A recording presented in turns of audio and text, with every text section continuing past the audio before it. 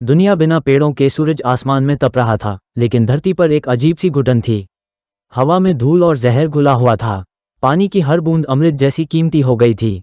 शहरों में लोग मास्क पहने घूम रहे थे, लेकिन सांस लेना मुश्किल हो गया था। न कोई छांव थी, न ताज़ी हवा।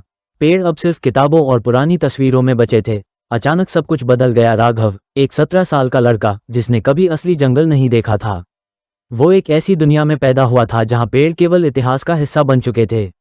उसने अपनी दादी से सुना था कि पहले दुनिया हरी भरी हुआ करती थी। पेड़ों की ठंडी छांव में बच्चे खेलते थे, परिंदे चहचहाते थे और हवा में एक ताजगी होती थी। लेकिन अब हर तरफ कंक्रीट के जंगल थे। सूरज की तपिश सीधी धरती पर पड़ती थी और लोगों को जिंदा जलाने लगी थी। बारिश महीनों तक नहीं होती थी और जब होती थी तो तेजाब की बूंदों की तरह जलाने वाली। खतरनाक बदलाव, जब दुनिया से पेड़ गायब हुए तो सबसे पहले हवा जहरीली हो गई। पेड़ कार्बन डाइऑक्साइड को सोखते थे और ऑक्सीजन छोड़ते थे, लेकिन अब ऑक्सीजन के टैंकों की कीमत सोने से भी ज्यादा हो चुकी थी। पानी सूखने लगा क्योंकि पेड़ों की जड़ें बारिश के पानी को रोकती थीं। अब बारिश का पानी सीधा नालियों में चला जाता और नदियां सूख गईं। खेत बंजर हो गए, खाने की चीजें दुर्लभ हो गईं। सूरज की किरणें जमीन पर सीधी पड़ने लगी क्योंकि ओजोन परत कमजोर हो गई थी।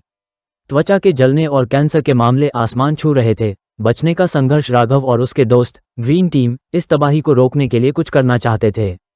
उन्होंने सरकार से मदद की भीख मांगी, लेकिन नेताओं को बस मुनाफे की चिंता थी। राघव ने अपनी मां से कहा, हम कुछ करेंगे, नहीं तो हमारा भी अंत हो जाएगा। फिर एक दिन उन्हें एक गुप्त सुराग मिला।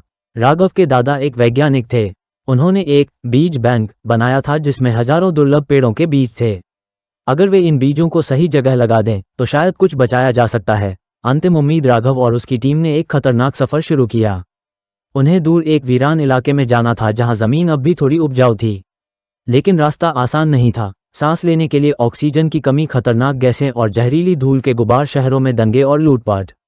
लेकिन वे रुके नहीं। अगर हम हार गए तो इंसानियत का अंत हो जाएगा, राघव ने कहा। अंधेरे में रोशनी। आखिरकार वे उस जगह पहुंचे जहां मिट्टी अब भी जिंदा थी। उन्होंने पहला बीज लगाया, फिर दूसरा, फिर तीसरा। दिन रात मेहनत करके उन्होंने सैकड़ों बीज बो दिए।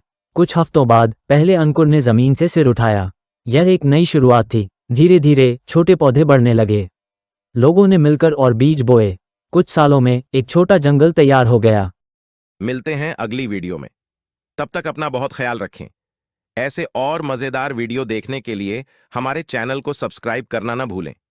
अगर आपके मन में कोई आइडिया है तो हमें कमेंट करके जरूर बताएं। आपके विचार हमेशा स्वागत हैं।